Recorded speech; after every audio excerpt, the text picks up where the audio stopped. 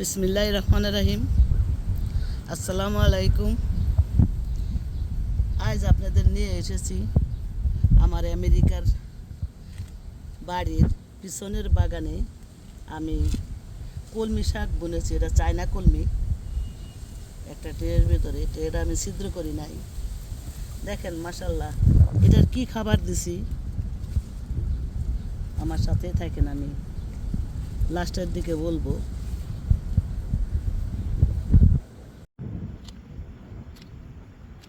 এগুলো হারভেস্ট করব, তারপরে কিছুদিনের ভিতরে আবার দেখবেন এরকম বড় হয়ে গেছে।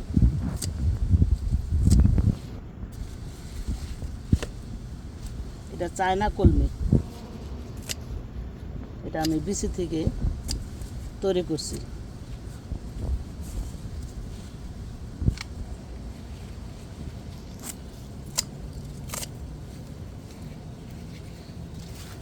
এভাবে আমি সবগুলা হারভেস্ট করব। দেখেন কত হয়েছে মাশাল্লাহ, কেটে শেষ করতে পারছি না।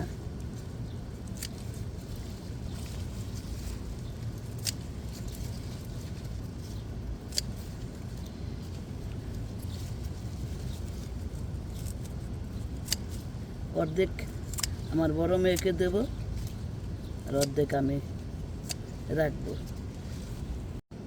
দেখেন একটা ট্রে থেকে কতগুলো হয়েছে মাশাল্লাহ। দেখেন এখানেও দুইটা ট্রে আছে, এগুলো অনেক হয়েছে মাশাল্লাহ। কত মোটা মোটা হেলদি।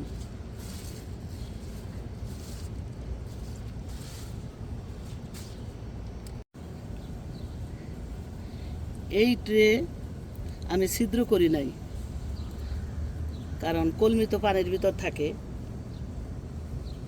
গতবার যে আমি কম্পোস্ট তৈরি করছি, ওইটা একটা আমার ভিডিও আছে। সেই কম্পোস্ট, তরকারি কাটা, নানান ধরনের ফেলে দেওয়া জিনিস দিয়ে কম্পোস্ট তৈরি করছি, সেগুলোর সাথে আর গার্ডেনের মাটির সাথে আর অল্প কিছু কেনা মাটি